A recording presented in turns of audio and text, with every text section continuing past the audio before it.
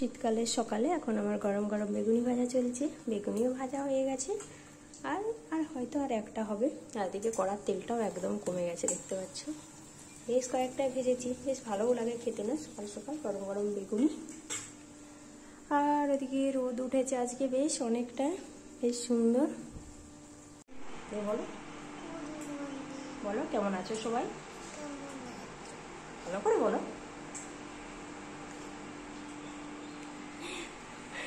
Good morning বন্ধুরা, কেমন আছো সবাই? আশা করি সবাই ভালো আছো, আমিও ভালো আছি। তো এদিকে তো বেগুনি ভাজা সব হয়ে গেছে, সোনুর বাবার খাওয়াও হয়ে গেছে, এদিকে সোনুও উঠে গেছে।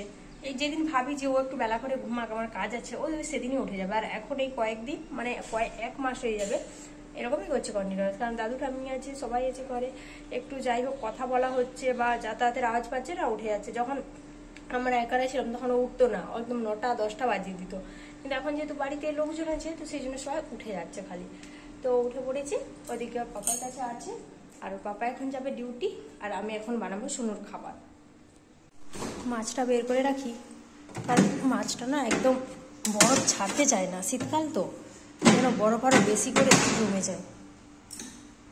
আর এদিকে সোনুর জন্য সুজি বানিয়েছি একটু, এটা হয়ে গেছে, এটা এখন ওকে খাইয়ে দেবো, তারপরে আমি স্নান করে পুজো করবো। টান হয়ে গেছে, পূজাও দেওয়া হয়ে গেছে, এখন যাবো একটু দোকানে। একটা আলুও নেই, আর সোনুর বাবা তো ডিউটি চলে গেছে, সেই জন্য এখন আলুটা আনতে যাবো নিচে।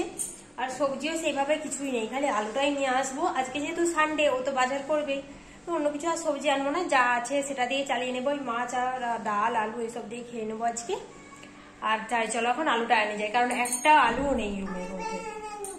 ও ব্যানানা নেবে, ও এখন থেকে আমাকে বলছে কি নেবে। আই দেখো, কালকে লাইট জুতোগুলো কেনা হয়েছে, মানে কেনা হয়েছে বলতে অর্ডার দেওয়া হয়েছিল, কাল আসছে। এগুলো পরলেই লাইট জ্বলে। তো যাই হোক, আমি কখনো দেখিনি, এই প্রথম আমি দেখছি, মানে এখানে এসেই দেখছি অনেক বাচ্চা করছে। ও সেটা দেখেছে, দেখে নাকি ওর বাবাকে আবদার করেছিল, তোর বাবা আবার অর্ডার দিয়েছিল। তো এটা কালকে আসছে, যেখানকেই যাচ্ছে, যখনই বেরোচ্ছে, রুমে থাকলেও পড়ছে, এমনিতেও পড়ছে, এমনিতেও পড়ছে, সবসময়। মা ছেলেতে এখন বেরিয়েছি আলু আনতে, ব্যাগ হাতে। আর চলো রুমে এসেই দেখো, আগে যে কলা নিয়ে নিয়েছি, বললাম দোকানে না ভালো ছিল না, মানে পাকা সেইভাবে আমি দেখলাম না। ওকে বলছি বাবা একটু কাঁচা, আজকে বাবা তো বাজার যাবে, হাট যাবে, নিয়ে আসবে, আমার কথা শুনলো না। তো যাই হোক, এটাই এখন খাক। এদিকে দেখো ভাত বসিয়ে দিয়েছি, ভাত ফুটছে। আর এদিকে সরষা পেস্ট করে নিয়েছি, মুসুর ডালটা ভাতটা নামিয়ে তারপরে সেদ্ধ বসাবো। আর এদিকে মাছে তো নুন হলুদ মাখানো হয়ে গেছে, বরফটা ছেড়ে দিয়েছে, মাখিয়ে দিয়েছিলাম। আর এদিকে কড়াইতে এখন তেল দেবো। এইটা বেসন সকালে বেগুনি চেকেছিলাম, পড়ে আছে দেখতে পাচ্ছ, তারই তেল। তো এই কড়াটাতেই ভেজে নেব। এদিকে সোনু স্নান হয়ে গেছে, সোনুকে আজকে শ্যাম্পু করিয়েছি।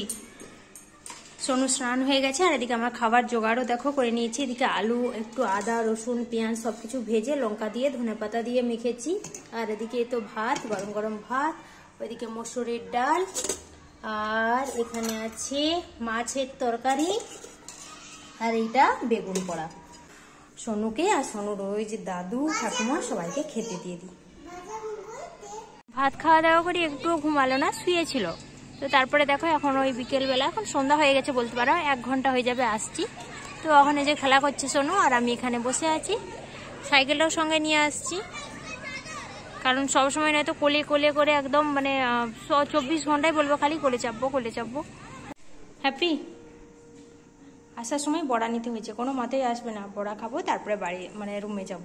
তো সেই জন্য যে নিয়ে নিয়েছি, রুমে যেয়ে দেবো। তো আগে সন্ধ্যা দেবো, তারপরে দেবো বলেছি। এখন সরাই একটা লিফট খারাপ হয়ে গেছে, মানে খারাপ বলতে কি হয়েছে জানি না, তো সেই জন্য এখানে ওয়েট করতে হচ্ছে এখন আমাদেরকে।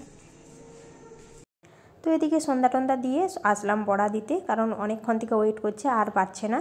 তো ওকে দিয়ে দিই, আর ও দাদু ঠাকুমাকে দিয়ে আসি। আর চলো ভিডিওটাও আজকে এখানেই শেষ করছি, দেখা হচ্ছে নেক্সট কোনো ভিডিওতে।